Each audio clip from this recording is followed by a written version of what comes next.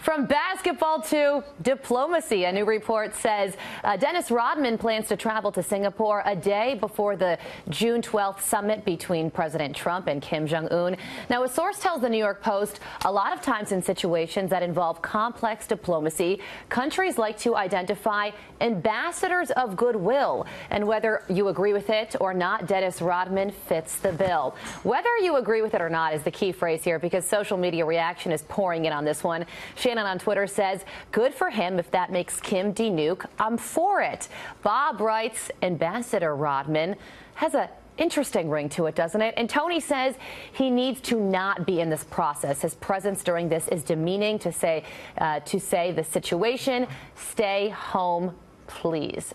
So this would certainly be one for the history books. I actually had a feeling this may happen, and I don't necessarily think it's a bad idea. I guess if it smooths things over, whatever it's worth it takes, you know? Yeah, I don't bring know. Him I'm some not convinced he's going to be there. Bring him Dennis Rodman, whatever he needs. Right.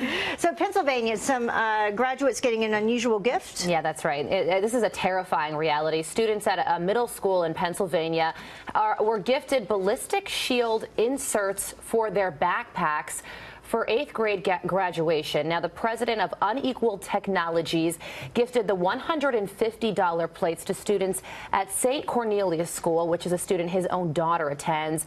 Now, here is the school's principal on that terrifying gift.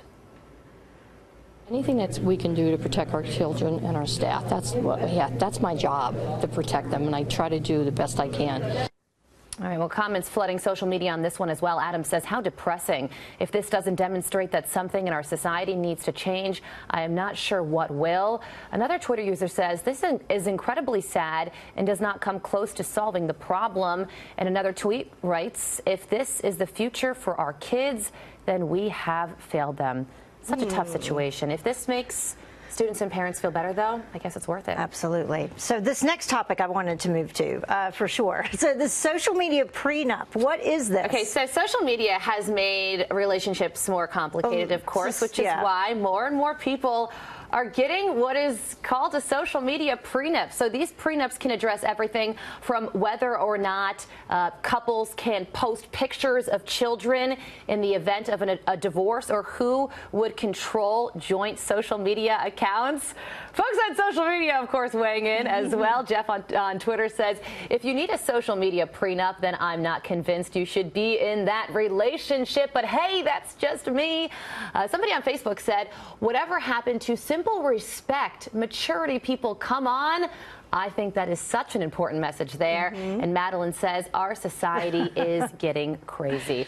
I mean, I think prenups are like the least romantic thing ever to begin with. A social media prenup, though, is just crazy. Well, the thing is, social media has changed the way that we date and meet people, and now it's changing the way, I have so many friends who have gotten married off of dating apps. So it can make you, it could also break you. A lot of people divorced over dating apps as well. All right, thank you so much, Carly. I appreciate it.